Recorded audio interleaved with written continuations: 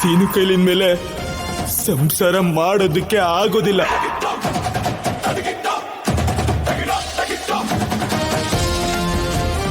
ನನ್ ಮಗನಿಗೆ ಇಂಥ ಪರಿಸ್ಥಿತಿ ಬರುತ್ತೆ ಅಂತ ನಾನು ಯಾವತ್ತೂ ಅನ್ಕೊಂಡಿರ್ಲಿಲ್ಲ.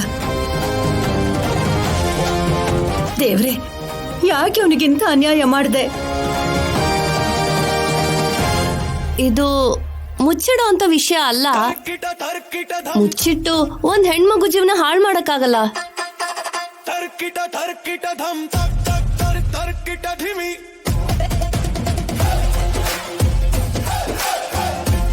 ಎಲ್ಲ ನಿಜ ಅನ್ಕೊಂಡ್ಬಿಟ್ಟಿದ್ದಾರೆ.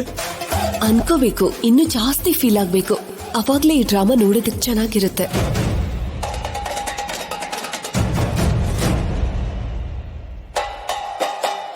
ಸೀನು,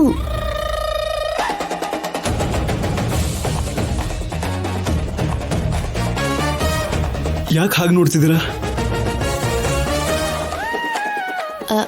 ಅದು ನಿನಗೇನು ಅನ್ನಿಸ್ತಿಲ್ವಾ ಸೀನು? ಆರಾಮಾಗಿ ಇದೀನಲ್ಲ, ಮಾಡಿ ಮೇಲಿಂದ ಬಿದ್ದೋದೆ. ನೀವೇನ್ ಟೆನ್ಷನ್ ತಗೋಬೇಡಿ.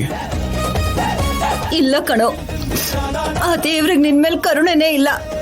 ನಿನಗ್ ಶಾಪ ಕೊಟ್ಟಿದ್ದಾನೆ. ಏನೇ ಮಗನ್ ಭಯ ಬೀಳಿಸ್ತಾ ಇದೀಯಾ?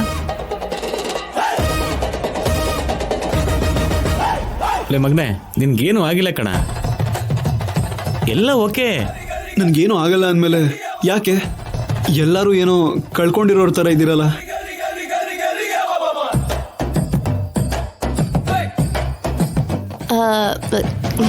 ಕಳ್ಕೊಂಡಿರೋದು ನೀನೇ ಸೀನು. ಆ ವಿಷಯ ನಿನಗೆ ಗೊತ್ತಿಲ್ವಾ? ಯಾವುದು? ಅದು ಏನಿಲ್ಲ ಬಿಡು ಸೀನು, ಏನಿಲ್ಲ.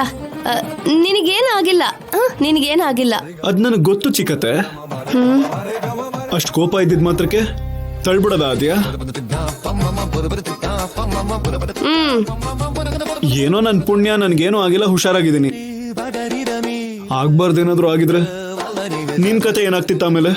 ನಡಿಬಾರ್ದು ನಡೆದು ಹೋಯ್ತು ಕಣೋ ಸೀನು.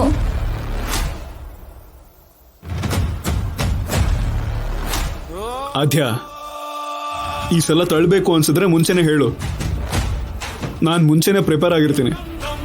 ಐ ಆಮ್ ಸಾರಿ ಸೀನು. ಸಾರಿ ಯಾಕೆ? ನನಗೇನು ಆಗಿಲ್ವಲ್ಲ.